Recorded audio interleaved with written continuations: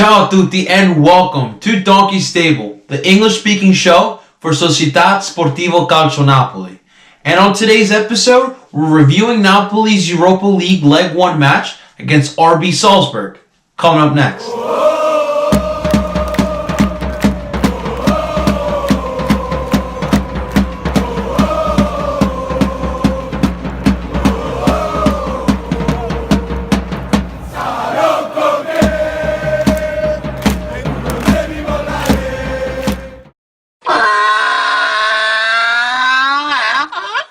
With the downstate that Partenope community was in after the Juventus loss on Sunday, this match against RB Salzburg was huge. A sense of hope and a sense of a trophy for the Partenope. Going to this match, we knew that RB Salzburg was no slouch of a club. If we underestimated them, they were going to come back and make us pay for it. But Napoli took care of business on Thursday night, winning the match 3-0 and heading to the second aggregate with a 3-goal lead, giving themselves some room for comfort. Mr. Ancelotti would stick with the same formation, our 4-4-2, and at goal, Ancelotti went with Alex Meret. After the heartbreaking red card in the Juventus match, he would bounce back and have a great performance in this match. Although the back line made his job very easy, any little chance that Salzburg had, Meret was there to save. The back line is where we got the surprise of the match. Starting from left to right, Mario Rui, Kalidou Koulibaly, Nikola Maximovic, and to round it off, Elsai Husai. Now, the fullback positions where I had the most question marks. As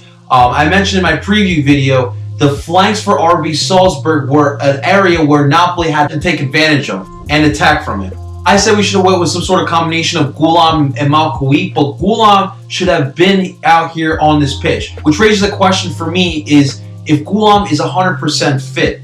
Because if he was, I don't see why Ancelotti wouldn't have gone with him in the past 3 matches. And in all honesty, both of those fullbacks could have played a little bit better. I was especially disappointed with Elsai Husai. He had a great run of matches, and in this match, he would decline. This would be one of his worst matches of the past couple weeks. And Mario Rui really was no factor at all, in all honesty. Kalidou Koulibaly would get a yellow card in this match, and he will miss the next Europa League match, which will be huge. If somehow Salzburg comes back on us, Koulibaly is the leader. He's the anchor of our back line. So hopefully this doesn't bite us in the butt. Now in the midfield, I got right again. It's the same group Ancelotti's been going with this for the past couple matches. Starting from left to right again, we have Piotr Zielinski, Fabian Ruiz, Michael Allan, and Jose Callejon. These guys would play well again in this match.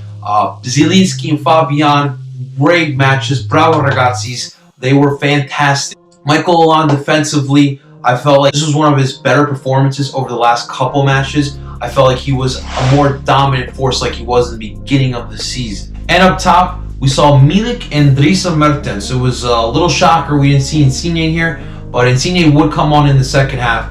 As far as these two go, though, they had a great match as well. Milik got the first goal to start it off, and it was a quality goal.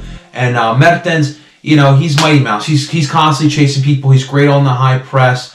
He was good on the attack as well. So good match by both of those guys. For Salzburg, like I mentioned in the preview video, they run a 4-back system. It varies every match. They went with a 4-1-2-1-2. Over here in Philly, I'm familiar with this formation. It's very similar to what the Union like to run.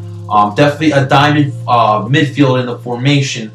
And unfortunately, these guys really couldn't do much of what they like to do. Attack through the center of the pitch. Napoli were ready for everything.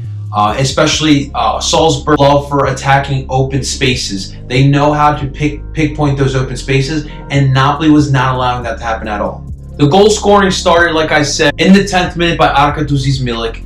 8 minutes later, Fabian Ruiz would add the second goal to put Napoli up 2-0, and then the last goal would come from RB Salzburg as their defender, Jerome Onguin, headed in the own goal to put Napoli up 3-0 and put this stamp on this win. Like I said, Napoli took care of business and won this match. From start to finish, they were the better team, dominating in possession and not allowing RB Salzburg to do anything that they like to do.